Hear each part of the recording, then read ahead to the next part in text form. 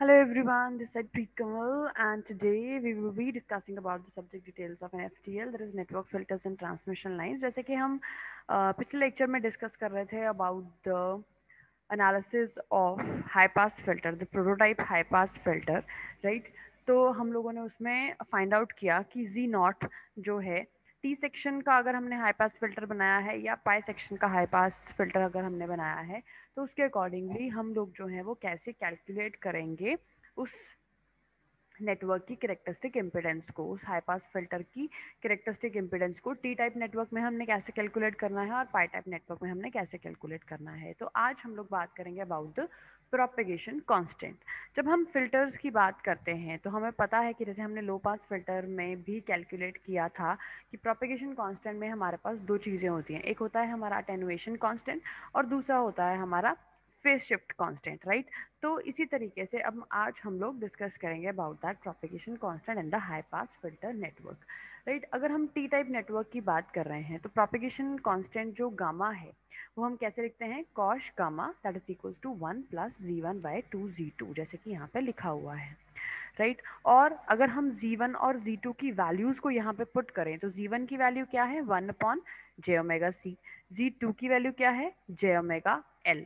तो यानी कि क्या होगा 1/j⍵c है तो ये j⍵c नीचे आ जाएगा, तो ये चीज़ क्या बन जाएगी 1+1/j⍵c मल्टीप्लाइड बाय 1/2j⍵l। और j का स्क्वायर करेंगे तो it will B minus, omega का स्क्वायर करें सॉरी ओमेगा इंटू ओमेगा करेंगे तो ओमेगा का स्क्वायर बन जाएगा और एल सी उसके साथ मल्टीप्लाई हो जाएगा। दैट मीन्स जब इस टर्म को हम लोग सॉल्व करेंगे तो ये क्या बन जाएगी 1-1/2 omega square L into C, right? This will be the term and this is equals to cos gamma या 1+Z1/Z2, वो इसके बराबर हो जाएगी अगर हम उसमें हमारे Z1 और Z2 की वैल्यूज को फिल आउट करेंगे। और हमें पता है कि जो गामा है that is equals to alpha plus J beta, वो इसके बराबर होता है। सो अगर हम इन इक्वेशंस को कंपेयर करें for real and imaginary parts तो ये क्या बन जाएगा, sine alpha sine beta is equals to 0 and cos alpha cos beta is equals to 1-1/2 omega square L into C. कि हमने क्या किया, जो कॉश गामा है उसे क्या कर दिया, गामा की जगह हमने लिख दिया cosh alpha plus J beta. तो cosh alpha plus J beta को जब हम ओपन करेंगे तो ये क्या चीज़ बन जाएगी, sign alpha sine beta cosh alpha cos beta, जिसमें से साइन अल्फा साइन बीटा जो है वो क्या हो गए हमारे, वो हो गए हमारे इमेजिनरी पार्ट्स, राइट। तो वो इमेजिनरी पार्ट्स तो यहाँ पे है नहीं, तो इमेजिनरी पार्ट हमारा हो गया 0। रियल पार्ट हमारे पास है, तो रियल पार्ट क्या है कॉस अल्फा कॉस बीटा, तो उसकी वैल्यू क्या हो गई 1-1/2 ओमेगा स्क्वायर एल सी। मैं आपको दोबारा से बताती हूँ ताकि आपको क्लियर हो जाए अच्छे तरीके से ये चीज़, ठीक है। हमने क्या किया, ये जो टर्म थी, ये जो वैल्यू थी, इसे हमने इस जगह पे लाके पुट किया, राइट। तो ये क्या चीज़ बन गई, कॉस गामा की जगह यहाँ पे आ गया cosh alpha plus J beta, right, यहाँ पे आ गया। जब हम इसको ओपन करेंगे तो हमें बताइए कॉश गामा जो है उसकी वैल्यू हमने क्या कैलकुलेट करी, ये वैल्यू कैलकुलेट करी उसकी, राइट। तो इसकी वैल्यू भी ऑब्वियसली यही चीज़ हो जाएगी 1-1/2 omega square L C, right. तो इसमें कोई जे नहीं लिखा हुआ है, राइट। तो इसका मतलब क्या हुआ, ये जो क्वांटिटी है ये कौन सी क्वांटिटी है, it is a real quantity, right. और जे बीटा जो है वो इमेजिनरी क्वांटिटी है। जब हम इस टर्म को ओपन करेंगे तो ये क्या चीज बन जाएगी, it will become good shine, morning ma'am. Shine alpha sine beta, right, J sign alpha sine beta कह सकते हैं, प्लस रियल क्वांटिटी उसमें क्या होगी cos alpha cos beta, right. तो जब हम इसको इक्वेट करेंगे किसके साथ, 1-1/2 ओमेगा स्क्वायर एल सी, इसके साथ जब हम इसे कंपेयर करेंगे तो क्या होगा कि ये जो टर्म है ये रियल क्वांटिटी है तो वो इसके बराबर आ जाएगी, और यहाँ पे इमेजिनरी कोई क्वांटिटी नहीं है तो ये वाली जो टर्म है this will be equal to zero, वही चीज लिखी है यहाँ पे, sine alpha sine beta is equals to zero, because यहाँ पे कोई भी इमेजिनरी टर्म्स नहीं है। और cos alpha cos beta is equals to 1 minus 1/2 omega square L C, because यहाँ पे ये जितनी भी टर्म है ये सारी क्या है, रियल क्वांटिटी है, राइट। तो ये चीज हो गई यहाँ से। तो अब हम देखेंगे कि जब हम इक्वेशन की बात करते हैं तो यहाँ से हमारे पास वैल्यूज आ सकती हैं कि ये इक्वेशन जीरो के इक्वल कब होगी, जब या तो अल्फा की वैल्यू जीरो हो, तो sign alpha sine zero zero, तो ये सारी टर्म इक्वल टू जीरो हो जाएगी। और दूसरी पॉइंट क्या है कि या फिर बीटा की वैल्यू एन पाए के बराबर हो, जिसमें एन कोई इंटीजर है, बिकॉज साइन 180 जो है हमारा, या साइन वो जो है वो हमारा जीरो के इक्वल होता है, राइट। तो दो चीजें हैं हमारे पास, या तो अल्फा की वैल्यू जीरो लिख दें या बीटा की वैल्यू एन पाई। तो अगर हम पास बैंड की वैल्यू कर रहे हैं, पास बैंड में अल्फा जो है वो इक्वल टू जीरो होना चाहिए। हमें पता है कि जब हमने पास बैंड कैलकुलेट करना है तो alpha should be zero, that means there is no attenuation. However, phase shift exists because cos beta is equals to 1 minus 1/2 omega square LC। अगर अल्फा की वैल्यू जीरो होगी, अगर अल्फा की value zero होगी तो ये सारी टर्म तो जीरो हो जाएगी, लेकिन ये टर्म में cos zero is equals to 1 होता है, cos zero is equals to 1 होता है। तो दैट इज वाई क्या होगा यहाँ पे, कॉस बीटा की value will be equal to, ये सारी वैल्यू जो है वो कॉस बीटा के बराबर हो जाएगी, क्योंकि ये टर्म हो गई 1 बिकॉज अल्फा जीरो है। पास बैंड के केस की बात कर रहे हैं हम लोग, अगर हम पास बैंड के केस की बात करें, इसमें पास बैंड में अल्फा जीरो है और जो फेज शिफ्ट है वो एग्जिस्ट कर रही है, क्योंकि कॉस बीटा की value is equals to 1 minus 1/2 omega square L C when alpha is equals to zero. तो इसका मतलब जो कॉस बीटा है उसकी वैल्यू स्विंग कर रही है, मूव कर रही है फ्रॉम +1 एंड -1, +1 और -1 के बीच में ये वैल्यू रह रही है। तो अगर कॉस बीटा की वैल्यू 1 है, अगर कॉस बीटा की वैल्यू 1 है तो it gives the cut off frequency as cos beta is equals to, अगर 1 होगा तो इसका मतलब 1 minus 1/2 omega square L C, इसमें क्या चीज हो जाएगी, omega will be equal to infinity. क्यों, आप देखो कॉस बीटा की वैल्यू की जगह 1 पुट करके देखो क्या होगा इसके अंदर, what will happen here, 1 is equals to 1 minus 1/2 omega square L C, right. तो अब ये 1 और ये 1 cancelled out with each other, तो हमारे पास बचा क्या पीछे, ये माइनस भी खत्म हो जाएगा क्योंकि इक्वल्स टू जीरो हो जाएगा, तो माइनस खत्म हो सकता है हमारे पास, राइट। और अगर हमने यहाँ पे ओमेगा की वैल्यू निकालनी है, यहाँ से अगर हमने ओमेगा की वैल्यू कैलकुलेट करनी है तो ओमेगा की वैल्यू क्या बन जाएगी, it will be equals to infinity. क्यों, इन्फिनिटी क्या होता है, anything upon zero is equals to infinity. तो आप ये देखो कि यहाँ पे क्या हो गया, zero that is equals to 1/2 omega square L C, right. ये सारी टर्म्स अगर यहाँ गई तो क्या बन गई, जीरो बन गई, zero is equals to 1 omega square, square भी खत्म कर दें तब भी क्या होगा, इसका मतलब क्या है, अगर हमने यहाँ से ओमेगा की वैल्यू निकालनी है, ओमेगा की वैल्यू यहाँ से कैलकुलेट करनी है, तो वो किसके बराबर हो गई, ओमेगा और जीरो को आपस में हम एक्सचेंज कर दें तो क्या बन जाएगा, omega is equals to 1/0 and anything upon zero is equals to infinity. That means कि जो कट ऑफ फ्रीक्वेंसी के बाद जो टर्म हमारी जा रही है, पहुंच रही है, वो कहाँ पे पहुंच रही है, higher cut off frequency omega is equals to, या ओमेगा की वैल्यू होती है 2πf, that is also equals to infinity. और यहाँ से हम लिख सकते हैं f is equals to infinity. तो हमारी हायर कट ऑफ फ्रीक्वेंसी हमने यहाँ से कैलकुलेट करी, पास बैंड की हायर कट ऑफ फ्रीक्वेंसी कितनी है, इन्फिनिटी है। ये आइडियल केसेस की हम लोग बात कर रहे हैं, प्रैक्टिकली इतनी नहीं होती है।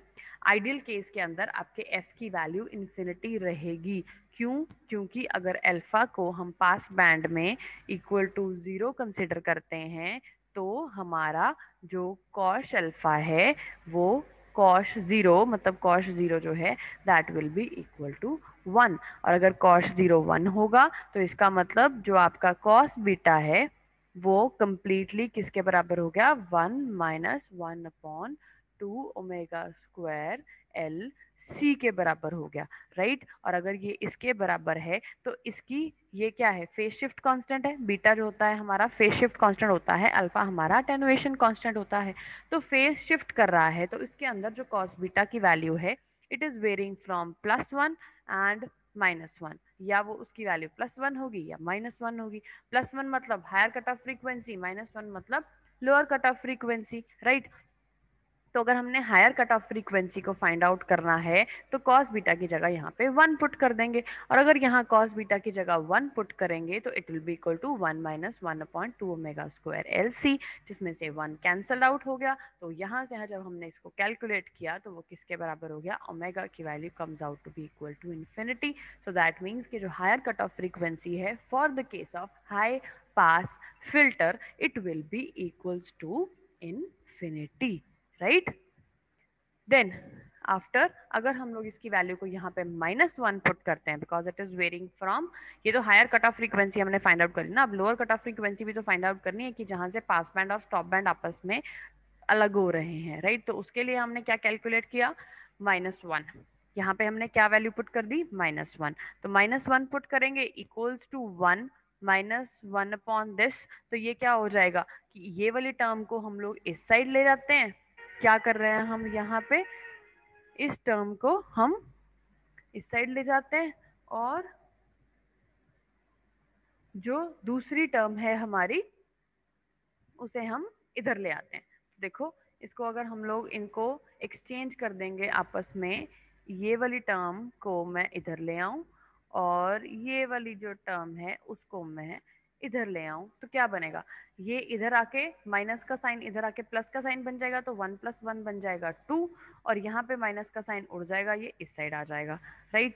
तो यहाँ पे क्या चीज़ बनी, अब हम क्या कैलकुलेट कर रहे हैं, कट ऑफ फ्रीक्वेंसी कैलकुलेट कर रहे हैं। तो I am writing here 1/2 omega C square, क्यों, क्योंकि हम cut off frequency find out कर रहे हैं, right, and that is equals to 2। Fine.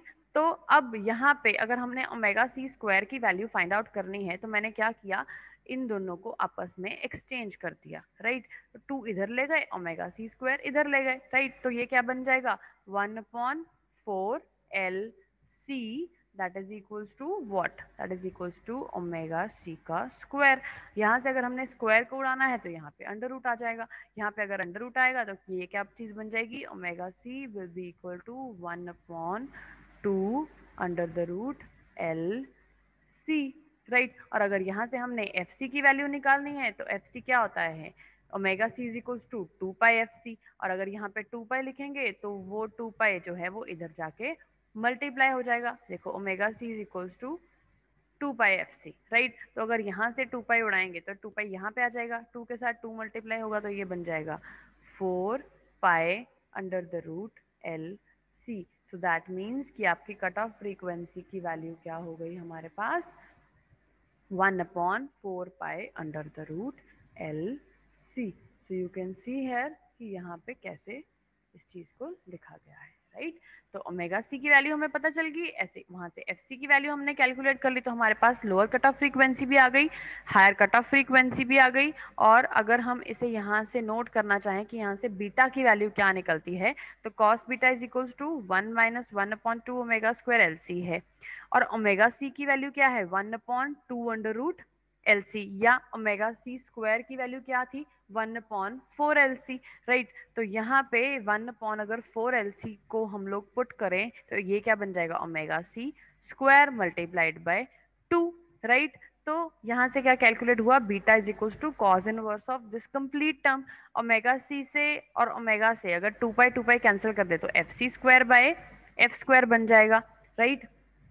या फिर हम इसे साइन की फॉर्म में भी लिख सकते हैं, कॉस की फॉर्म में भी लिख सकते हैं। तो in any way you can calculate the value of beta, right. तो चाहे आप इसको इस तरीके से लिखो, चाहे आप इसको साइन की फॉर्म के अंदर लिखो, राइट। तो जब हमने ये बात करी पास बैंड में कि पास बैंड में अल्फा की वैल्यू क्या होगी, बीटा की वैल्यू क्या होगी, लोअर कट ऑफ फ्रीक्वेंसी कितनी है, हायर कट ऑफ फ्रीक्वेंसी कितनी है।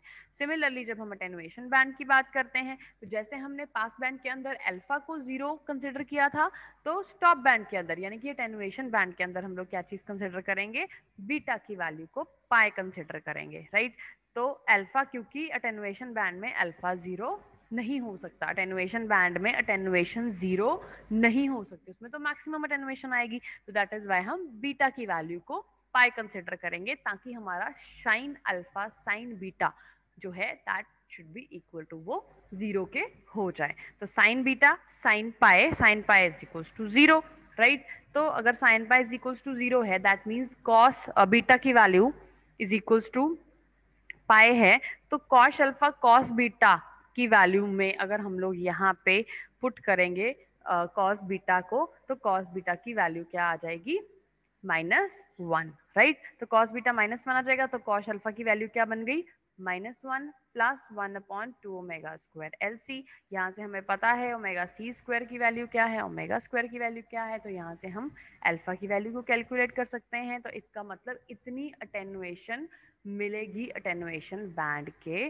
अंदर, राइट। वाइल जो अल्फा है वो ये है और बीटा की वैल्यू है पाई। तो इससे हम लोग स्टॉप बैंड और पास बैंड को रिप्रेजेंट कर सकते हैं कि स्टॉप बैंड के अंदर जो आपकी फ्रीक्वेंसी है 0 से लेके कट ऑफ फ्रीक्वेंसी जो हम लोग ऑलरेडी कैलकुलेट कर चुके हैं हमारे पास बैंड के केस में, राइट। तो वही हमारी कट ऑफ फ्रीक्वेंसी है, वहां से जैसे जैसे हमारी जो अटेनुएशन है वो स्टॉप बैंड है, तो उसके अंदर हमारी अटेनुएशन जो है वो इंक्रीज कर रही है टुवर्ड्स इन्फिनिटी, और जो हमारा पास बैंड है उसमें अटेनुएशन हमारी कम है, इट इज मूविंग टुवर्ड्स 0। इस केस में आइडियली अल्फा की वैल्यू 0 है और बीटा की वैल्यू जो हमने कैलकुलेट करी थी, और स्टॉप बैंड के अंदर अल्फा की वैल्यू जो हम ऑलरेडी कैलकुलेट यहाँ पे कर चुके हैं, cos inverse of 2 omega C square divided by omega square -1, right. तो ये जो है वो अल्फा एंड बीटा की हाई पास फिल्टर की प्रोफाइल यहाँ पे शो की गई है। तो जब हमने डिजाइन करना है प्रोटोटाइप हाई पास फिल्टर को, तो हमारे पास वैल्यूज क्या आ गई, आर नॉट की value is equals to under the root of L by C, F C की value is equals to 1/4 pi under the root L C. और इन इक्वेशंस को सॉल्व करके अगर हमने एल की वैल्यू निकालनी है, तो L will be equal to R nought divided by 4 pi F C, and C की value is equals to 1/4 pi R nought F C. तो लो पास फिल्टर सेक्शन के लिए ये design parameters were different, high pass filter section के लिए design parameters are different. So we have to learn, we have to remember all these parameters कि अगर हमें कोई भी इक्वेशन सॉल्व करने के लिए आती है, चाहे वो लो पास फिल्टर की हो चाहे वो हाई पास फिल्टर की हो, तो वो हम आराम से बड़ी आसानी से उसको सॉल्व कर सकते हैं, बिकॉज हमारे पास डिजाइन पैरामीटर्स गिवन है। एंड बड़ी लॉजिकली मैंने इस चीज़ को आप लोगों को समझाने की कोशिश की है। I wish it is all clear to you. If still there will be any doubts, we will be taking them live. Till then, take care and bye bye.